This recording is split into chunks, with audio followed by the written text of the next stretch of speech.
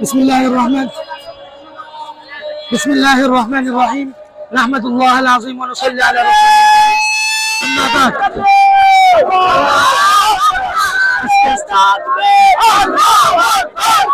আস্তে আস্তে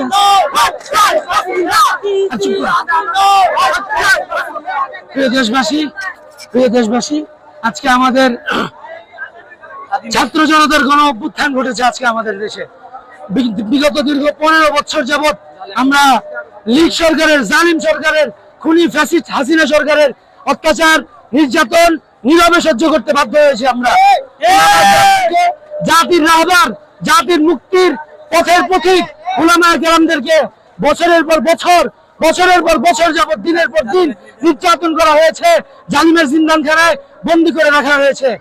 দেশবাসী, আমরা আপনাদেরকে বলতে চাই, শুধুমাত্র উলামায়ে কেরাম নয়, শুধুমাত্র আমি নয়, শুধুমাত্র আমরা নয়, আমার বাবা, আমার পরিবার নয়, বরং সারা দেশের আপামর জনসাধারণ এতদিন যাবৎ নির্যাতিত হয়েছে। আজকে বাংলাদেশের জনগণ দেখেছে, আজকে বাংলাদেশের জনসাধারণ দেখেছে ছাত্র জনতার গণ অভ্যুত্থানের মাধ্যমে বাংলাদেশ স্বাধীন করা হয়েছে। আমরা এটাকে 1971 সনের প্রথম মুক্তিযুদ্ধের পর 2024-এর তৃতীয় মুক্তিযুদ্ধ বলে ঘোষণা করছি।